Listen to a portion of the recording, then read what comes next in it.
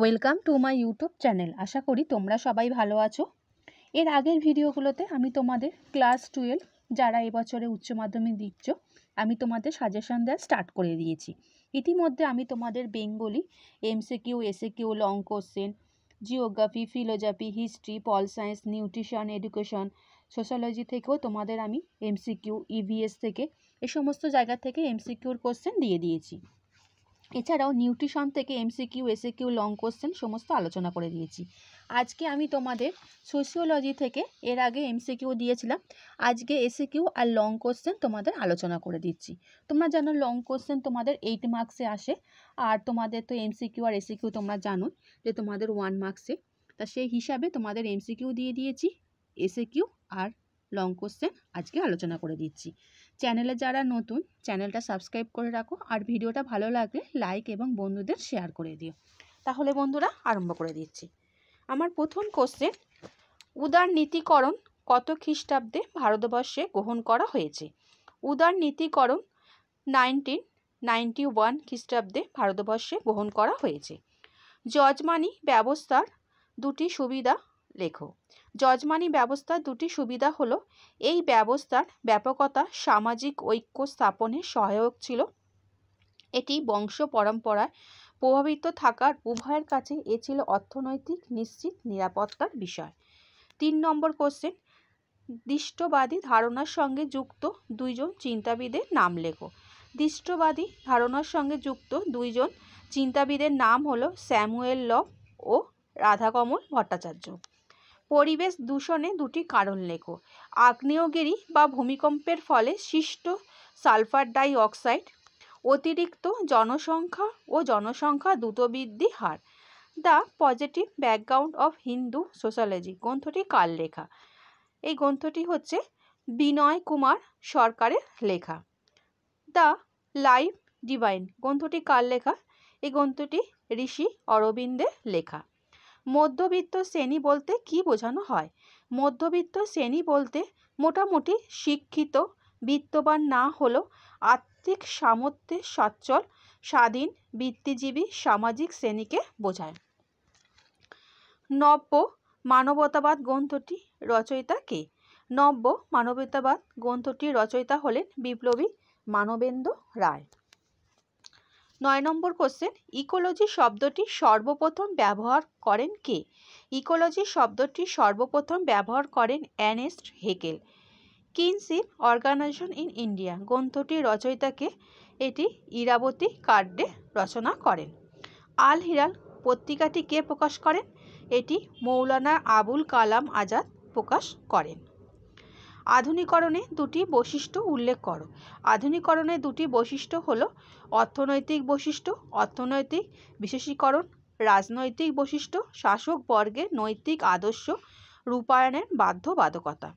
হরিজন পত্রিকা কে প্রকাশ করেন? হরিজন পত্রিকা মহাত্মা গান্ধী প্রকাশ করেন। Education is the socialisation of younger generation কথাটি কে বলেছেন? কথাটি ডুর খেইম বলেছেন। সন্ত্রাসবাদ ও আঞ্চলিকতাবাদের একটি করে উদাহরণ দাও। সন্ত্রাসবাদ হলো 2001 সালে 13ই ডিসেম্বরে দিল্লির সংসদ ভবন আক্রমণ। আঞ্চলিকতা হচ্ছে 2002 সালে 15ই নভেম্বর ঝাড়খণ্ড রাজ্য গঠন এবং 2000 সালে 1 নভেম্বর ছত্তিশগড় রাজ্য গঠন। ভারতবর্ষের প্রাথমিক শিক্ষা প্রসঙ্গে জি গোখলের অন্যতম প্রচেষ্টা কী ছিল? 6 থেকে 10 বছর বয়স পর্যন্ত বালকদের প্রাথমিক শিক্ষার বিষয়টি বাধ্যতামূলক করতে হবে। এখনও পর্যন্ত ভারতে বৃহত্তম শিক্ষার কর্মসূচি কোনটি? ভারতে বৃহত্তম শিক্ষার কর্মসূচি সর্বশিক্ষা অভিযান। এটি 2001 সালে প্রবর্তিত হয়। দ্য ইন্ডিয়ান জজমানি সিস্টেম গ্রন্থটির রচয়িতাকে? এই গ্রন্থটি রচনা করেন উইলিয়াম এইচ ওয়াইজার। পরিবেশ দূষণ প্রতিরোধে দুটি ব্যবস্থা উল্লেখ করো। পরিবেশ দূষণ প্রতিরোধে দুটি ব্যবস্থা হলো পরিবেশ বিষয়ক শিক্ষাদান ও সচেতনতা গড়ে তোলা, পরিবেশ সুরক্ষা বিষয়ক যে সকল আইন, নিয়মনীতি ও প্রজ্ঞাপন রয়েছে সেগুলি যথার্থ প্রয়োগ কার্যকর করে তোলা। কলিকাতা মেডিকেল কলেজ স্থাপিত হয় কত সালে? কলিকাতা মেডিকেল কলেজ স্থাপিত হয় 1835 সালে। কার উদ্যোগে নারী শিক্ষা ভাণ্ডার প্রতিষ্ঠিত হয়? বিদ্যাসাগরের উদ্যোগে নারী শিক্ষা ভাণ্ডার প্রতিষ্ঠিত হয়। ঋষি অরবিন্দের দুটি গ্রন্থের নাম কি? The life divine, the renaissance in India. এখনো পর্যন্ত ভারতের বৃহত্তম শিক্ষার কর্মসূচি কোনটি? ভারতের বৃহত্তম শিক্ষার কর্মসূচি হচ্ছে সর্বশিক্ষা অভিযান। এটি 2001 সালে প্রবর্তিত হয়। গ্রিন হাউস এফেক্টের জন্য কী ধরনের সমস্যা বৃদ্ধি পাচ্ছে? গ্রিন হাউস এফেক্টের ফলে বাতাসে কার্বন ডাই অক্সাইডের ঘনত্ব বৃদ্ধির জন্য পৃথিবীর গড় তাপমাত্রা বৃদ্ধি পাচ্ছে। স্বায়ত্তশাসন বলতে কী বোঝো? স্বায়ত্তশাসন বলতে বোঝায় যেখানে জেলা, মহকুমা, গ্রামের প্রশাসনিক কার্যকলাপ রাষ্ট্র ও জনগণের যৌথ মালিকানার ভিত্তিতে পরিচালিত হয় অথবা মানুষ নিজেরাই শাসন কার্য চালায়। Village communities in the east and West গ্রন্থটি কার লেখা? এই গ্রন্থটি রচনা করেন হেনরি মেড লেখা। ভারতের জনসংখ্যা বৃদ্ধির দুটি কারণ লেখো। জন্মহার ও মৃত্যুহারের পার্থক্য, চিকিৎসা পরিষেবার উন্নতি। বুনিয়াদী শিক্ষা কি? বুনিয়াদী শিক্ষা হলো শিশু কিশোরের অন্তর্নিহিত সম্ভাবনাসমূহের সর্বাঙ্গীন বিকাশ সাধন এবং জাতির বুনিয়াদকে দৃঢ় করা। বুনিয়াদী শিক্ষা কাজের মাধ্যমে জ্ঞানার্জন, স্বনির্ভরতা এবং ব্যক্তির ভবিষ্যৎ জীবন গঠনের ওপর জোর দেয়। ভারতের দৃষ্টবাদের জনক কাকে বলা হয়? ভারতের দৃষ্টবাদের জনক বলা হয় হুগলি কলেজের অধ্যক্ষ স্যামুয়েল লভকে। ইউনেস্কো পূর্ণরূপটি কি? United Nation Educational Scientific and Culture Organisation. ICSSR পূর্ণরূপটি কি? Indian Council of Social Science and research.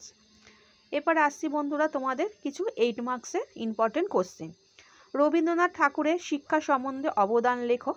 Jajmani ব্যবস্থা কাকে বলে? যজমানির ব্যবস্থার ইতিবাচক ও নেতিবাচক দিকগুলি আলোচনা করো। পরিবারের দুটি প্রকার লেখো। পরিবারের বিভিন্ন কার্যাবলী কি কি? ঋষি অরবিন্দকে অনুসরণ করে ব্যক্তি মানুষের ত্রিবিধ রূপান্তর আলোচনা করো। শিক্ষা বলতে কি বোঝো? মহাত্মা গান্ধীর শিক্ষা চিন্তা বিষয় আলোচনা করো। ধর্ম বলতে কি বোঝো? সমাজের ধর্মের গুরুত্ব সম্পর্কে আলোচনা করো। শিক্ষা বলতে কি বোঝো? জিকে গোখলের শিক্ষা চিন্তা বিষয় আলোচনা করো। সংস্কৃতায়ন বলতে কি বোঝো? প্রাক ব্রিটিশ সমাজের যে কোনো 5টি বৈশিষ্ট্য সম্পর্কে লেখো। গণমাধ্যম বলতে কি বোঝো? সমাজ জীবনে গণমাধ্যমের ভূমিকা আলোচনা করো। বেকারত্ব বলতে কি বোঝো? ভারতবর্ষে বেকার সমস্যাগুলির কারণগুলি আলোচনা করো। এই গেল তোমাদের লং কোশ্চেন। তোমাদের আমি লং কোশ্চেন কিছু আলোচনা করিনি, কারণ তাহলে ভিডিওটা একটু বড় হয়ে যাবে। তোমাদের যদি কারোর মনে হয় যে এই কোশ্চেন আমার অসুবিধা হচ্ছে, আমাকে কমেন্ট করে জানিও, আমি তোমাদের অ্যান্সার আমি দিয়ে দেবো লং কোশ্চেনে। আর ভিডিওটা ভালো লাগলে বন্ধুদের শেয়ার করে দিও। আচ্ছা বন্ধুরা, ভালো থেকো।